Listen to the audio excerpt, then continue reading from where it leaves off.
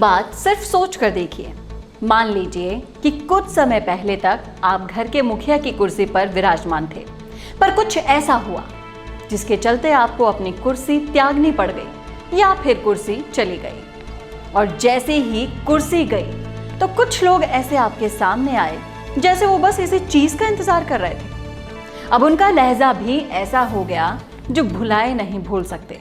तो कैसा लगेगा आपको? मुझे पता है आपका जवाब बिल्कुल अच्छा नहीं लगेगा, है ना? नमस्कार, आप देखना शुरू कर चुके हैं राजस्थान संवाद और मैं हूं आपके साथ चेतना।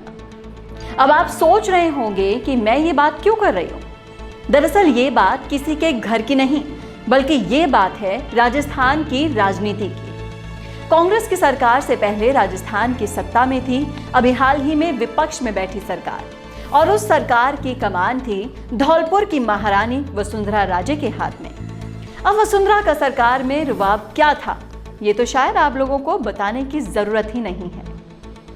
जब वसुंधरा सत्ता पर थी तो उनकी पार्टी के लोगों के सहित विपक्ष में बैठे कई लोग भी उनकी राजनीति करने के स्टाइल के फैन थे।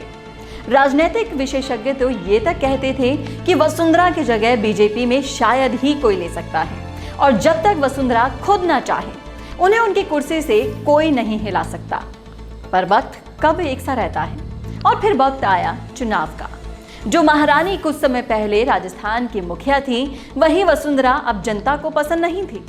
जहां एक और केंद्र में दोबारा भगवा लहरा चुका था, तभी राजस्थान में तख्ता पलट की तैयारी जोरों शोरों से चल रही थी। इसी के साथ इंदिरा गांधी के समय के बाद कई दशकों के बाद राजस्थान में नारा गूंजा, बीजेपी तुझसे बैर नहीं पर वसुंधरा तेरी खैर नहीं। इस नारे से आप खुद ही अंदाजा लगा सकते हैं कि जनता उस समय महारानी के लिए क्या सोच रही होगी।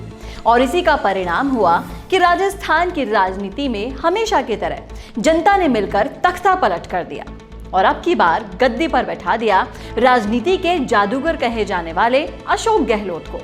अब कभी राजस्थान की मुखिया की गद्दी संभालने वाली वसुंधरा अब विपक्ष में आ गई थी। और आप सभी जानते हैं कि राजनीति कितनी अच्छी होती है।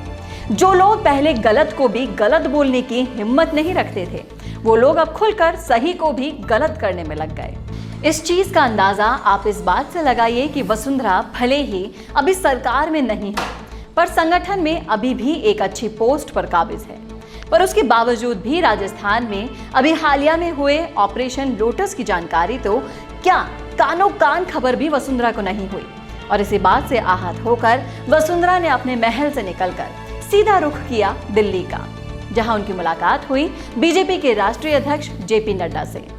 सूत्रों की माने तो इस मुलाकात के अलग अलग कयास लगाए जा रहे हैं, क्योंकि इस मुलाकात के बाद ही वसुंधरा ने राजस्थान के रण में एंट्री ली थी।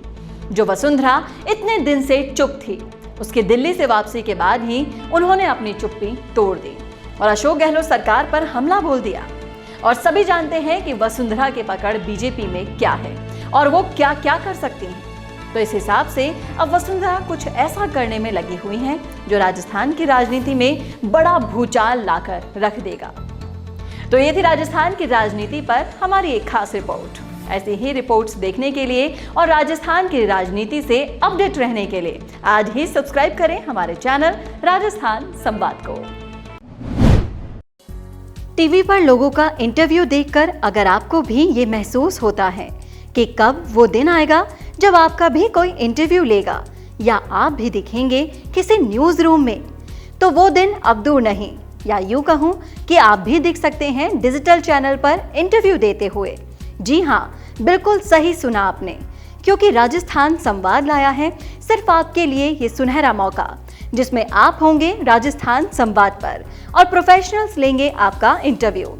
राजस्थान संवाद है प्रदेश का सबसे पसंद किया जाने वाला डिजिटल न्यूज चैनल, जिस पर है 1,80,000 से भी ज्यादा लोग और जो लगातार बढ़ रहे हैं।